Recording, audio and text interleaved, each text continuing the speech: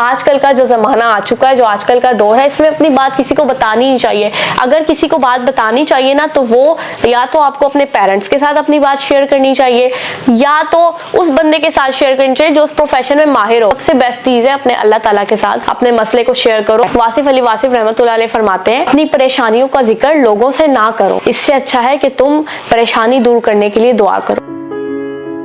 इल्लामा इकबाल रहमतुल्लाह अलैह ने शेर में एक बहुत ही ज्यादा गहराई की बात बयान फरमाई है। गिरते हैं सजदों में हम अपनी हसरतों की खातिर इकबाल, गिरते हैं सजदों में हम अपनी हसरतों की खातिर इकबाल, अगर गिरते होते इश्क़ खुदा में तो कोई हसरत अधूरी ना रहती। अपनी चीजें अल्लाह से मांगते कि अल्लाह हमें ये दे दे वो दे दे, लेकिन कभी खुदा से खुदा को मांग कर तो देखो कि या अल्लाह तू हमें अपनी रजा अता फरमा, तू हमें अपनी खुशनूदी अता फरमा। तो अगर हमें वो अता हो गई तो हमें सब कुछ अता हो जाएगा, फिर हमें कुछ मांगने की जरूरत नहीं होगी, फिर हमें कोई हाजत नहीं होगी।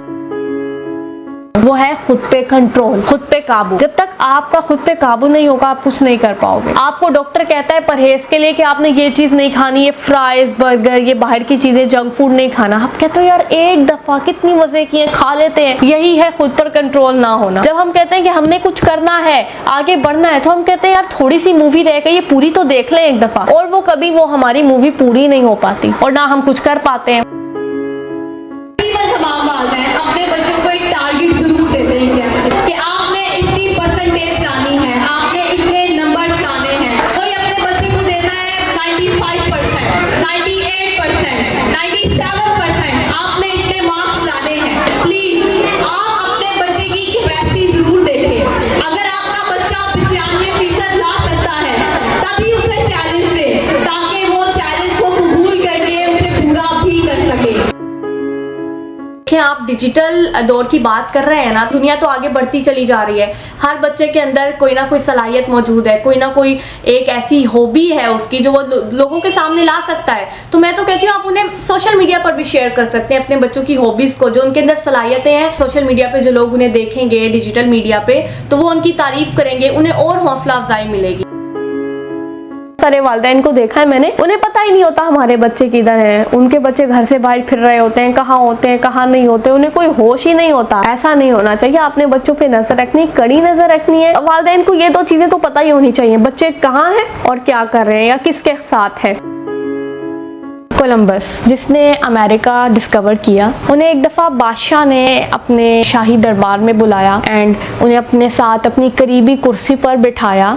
उनकी तारीफ़ करने लगे अमेरिका डिस्कवर करने पर। तो उसी जगह पे बादशाह के वज़रा भी बैठे हुए थे एंड वो भी ये सारा हाल देख रहे थे, वो सारी बातें सुन रहे थे। बादशाह सलामत ने जब कोलंबस की तारीफ़ की तो ये सुन के वज़रा हसद करने लगे, कोलंबस से जलने लगे और उन्हें बुरा लगने लगा कि बादशाह सलामत कोलंबस की तारीफ़ कर रहे हैं। तो वज़रा ने बादशाह सलामत से कहा, बादशाह सलामत ये कौन सा मुश्किल काम है अमेरिका दरियाफ्त करना, ये तो हम भी कर सकते हैं। अच्छा, ये सुनकर कोलंबस ने क्या किया, बादशाह के हुक्म से शाही मुलाजिम से कुछ अंडे मंगवाए। अब वो जब अंडे ले आया मुलाजिम, तो हर एक वजीर को एक एक अंडा थमा दिया गया और कोलंबस ने भी एक अंडा ले लिया। उन तमाम वजीरों को कोलंबस ने कहा कि आपने करना यह है कि अंडे को ना सीधा खड़ा करना है। अब वज़रा ने ये सुनकर बड़ी कोशिश की अंडे को सीधा खड़ा करने की, कई दफा कोशिशें की लेकिन नाकाम रहे। उसके बाद कोलंबस से कहने लगे कि काम को ऐसा दो जो हो भी सके, अंडे खड़े करने का काम दे दे और अंडा कैसे खड़ा हो सकता है, ये तो नामुमकिन है। तो ये सुनकर कोलंबस ने कहा,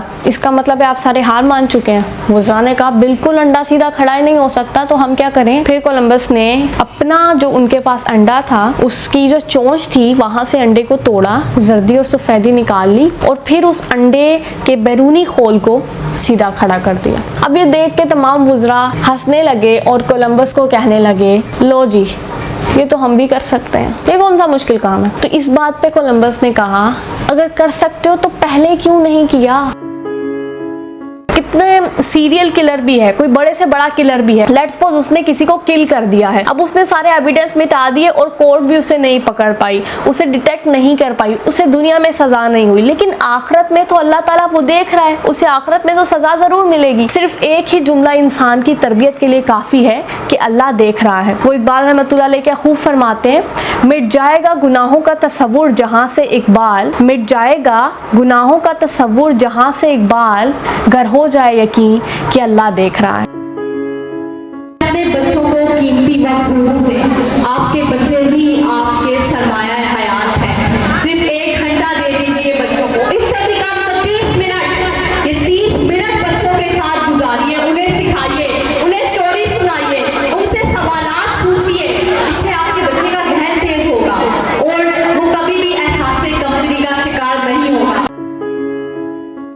मक़ूल है कि जो शख्स ईद के दिन 300 मरतबा सुबहान अल्लाही व बिहम्दिही पढ़कर फौत शुदा मुसलमानों की अरवाह को एसाले सवाब करेगा तो हर मुसलमान की कब्र में 1000 अनवार दाखिल होंगे, और जब वो पढ़ने वाला खुद इस दुनिया से जाएगा तो अल्लाह ताला अज़्ज़ व जल उसकी कब्र में भी 1000 अनवार दाखिल फरमाएगा। खातुमुन नबीयीन रसूलुल्लाह सल्लल्लाहु अलैहि वसल्लम के इरशाद का मफ़हूम बताऊंगी। जिसने अपने भाई को सबके सामने नसीहत की उसने उसे जलील किया, और जिसने तन्हाई में नसीहत की उसने उसे आरास्ता किया। तन्हाई में नसीहत करें, उन्हें बताएं कि नहीं बेटा आपने इस तरह किया था बट आपने इस तरह से करना है। अगर एक दफ़ा की हुई नसीहत पे वो अमल नहीं करते फिर आप अगली दफ़ा उन्हें सज़ा दे सकते हैं, डांट सकते हैं, लेकिन पहले आपको उन्हें प्यार से बताना चाहिए, उन्हें समझाना चाहिए।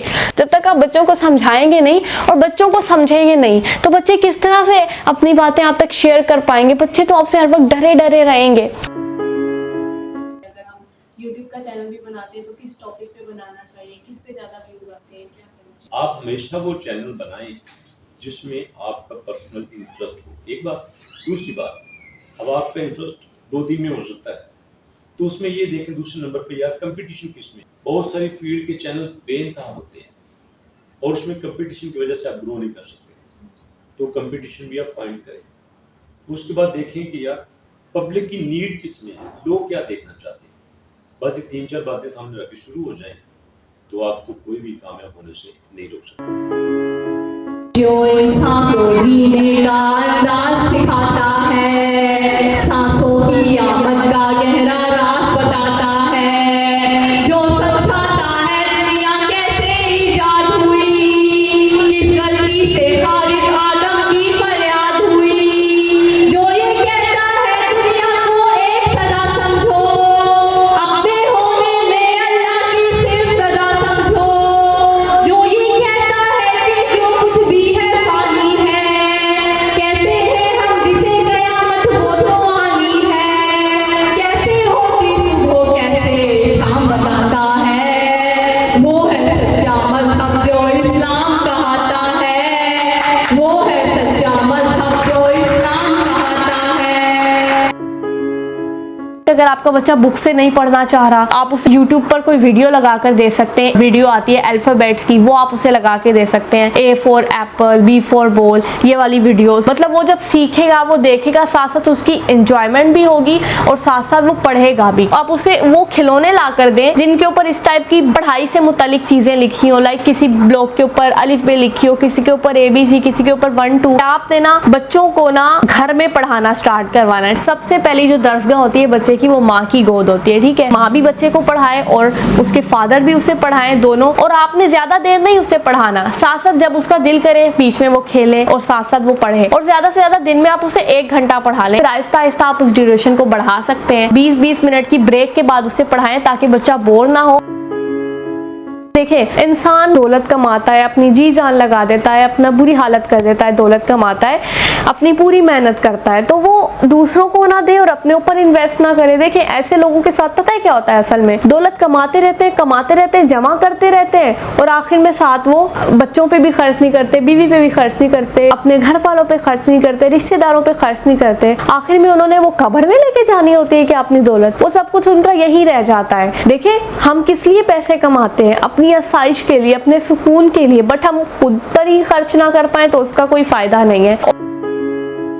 वालिद एक सायादार दरख्त है, दरख्त के ऊपर वाले पत्तों को देखा है, वो पत्ते गर्म होते हैं धूप की वजह से, पर जब दरख्त के नीचे बैठा जाए तो आपको छांव मिलती है, सुकून मिलता है। वालिद खुद टेंशन का, परेशानियों का, मुसीबतों का सामना करते हैं, लेकिन अपने बच्चों पर आंच नहीं आने देते, उन्हें टेंशन में नहीं रहने देते। फिर भी बच्चे कहते हैं कि वालिद हमसे प्यार नहीं करते। मेरे पापा मोहम्मद अली राना अपनी किताब इश्क नचाया के इंतसाब में लिखते हैं, इंसान ताज़ीमन एक टांग पर खड़ा रहे तब भी वालिदैन का हक अदा नहीं कर सकता कि वो इसे इस दुनिया में लाए और मुट्ठी भर लोथरे की हिफाजत की। जैसा कि मैंने आपको पहले देखा आप उर्दू पॉइंट पे भी काम कर रहे थे, तो वो आपने क्यों छोड़ा और अपना यूट्यूब चैनल क्यों बनाया? क्योंकि अगर एक किसी को किसी चैनल से एक अच्छी सैलरी भी मिल रही हो तो वो कैसे सोचेगा कि मैं इतना बड़ा रिस्क लूँ और उसे छोड़ के यूट्यूब चैनल बनाऊँ, कामयाब हो या ना हो?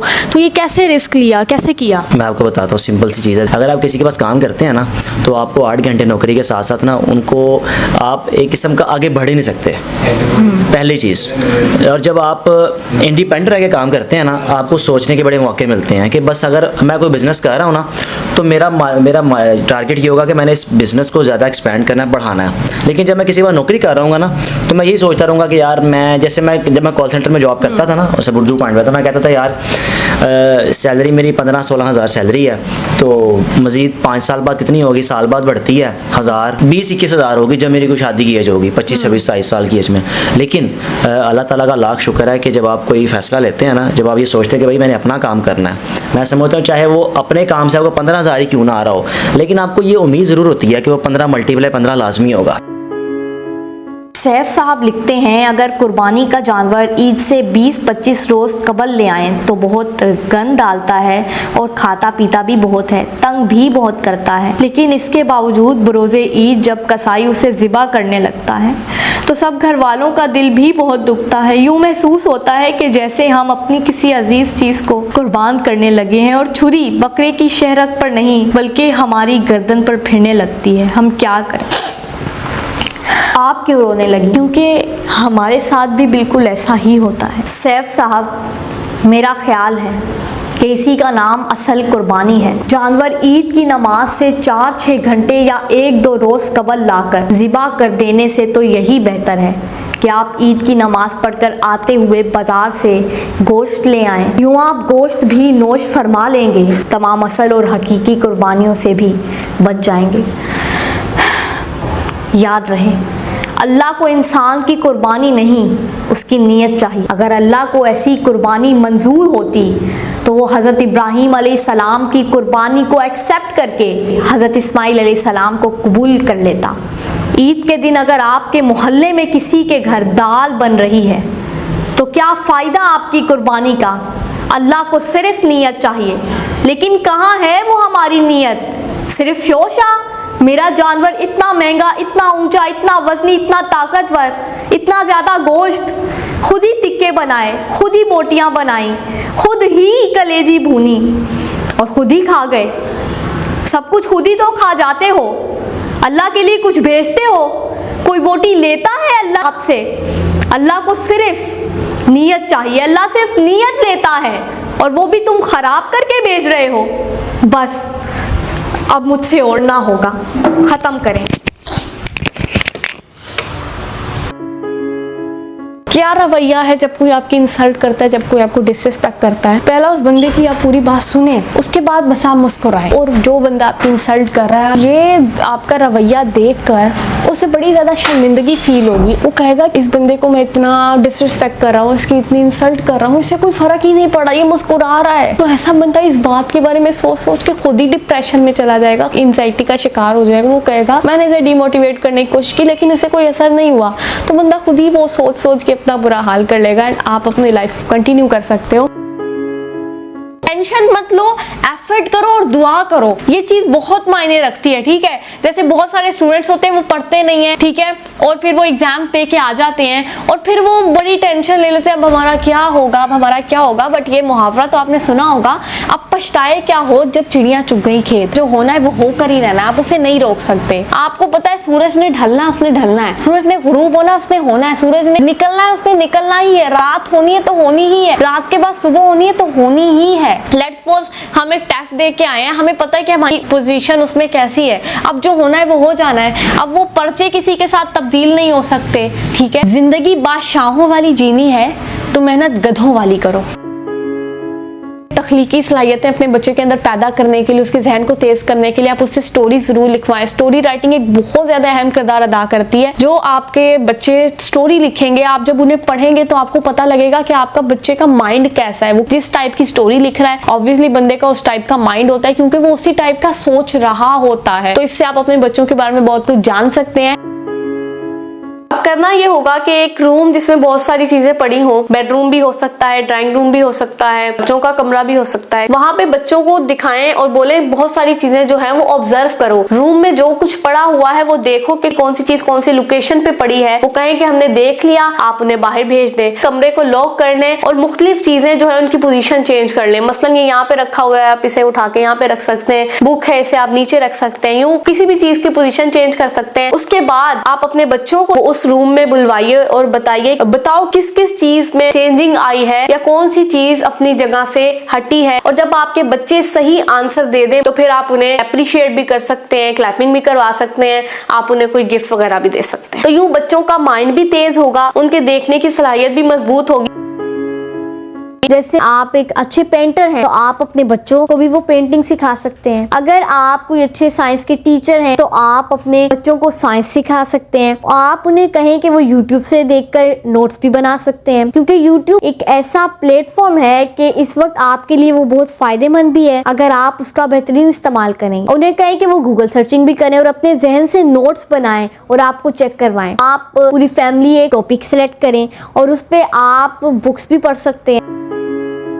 जैसे कि आपने कहा है कि मैंने ये काम करना है, तो आप अपने आप को चैलेंज दें कि अगर मैंने ये काम ना किया तो मैंने ये अपनी एक्टिविटी नहीं करनी, मैंने ये काम ना किया तो मैंने खाना नहीं खाना, मैंने ये काम नहीं किया रात को सोना नहीं है, मैंने ये काम नहीं किया तो फिर मैंने दोस्तों के साथ बाहर नहीं जाना, मैंने ये काम नहीं किया तो फिर मैंने टीवी नहीं देखना। ये चीजें जो होती है ना, इंसान अगर अपने आप को चैलेंज दे दे तो फिर ही इंसान कामयाब हो सकता है।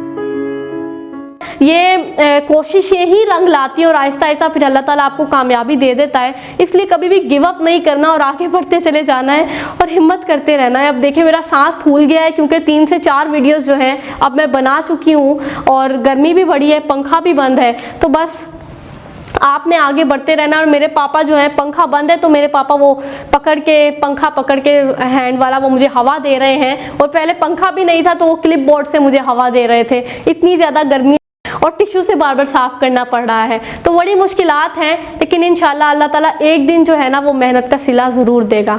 मुझे अल्लाह ताला पर यकीन है और आपको भी रखना चाहिए और भरोसा रखना चाहिए।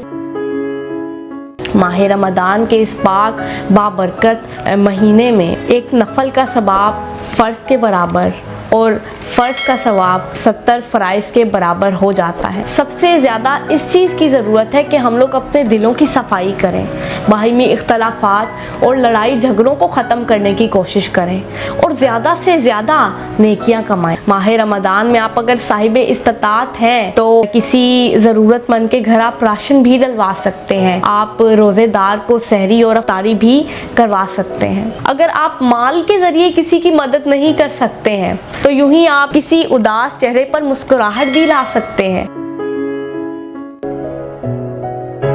दूसरे को नुकसान पहुंचाने से बचना सदका है। अंधे को रास्ता बताना सदका है। बहरे से तेज आवाज में बात करना सदका है। गूंगे को इस तरह बताना कि वो समझ सके सदका है। कमजोर आदमी की मदद करना सदका है। रास्ते से पत्थर, कांटा और हड्डी हटाना सदका है।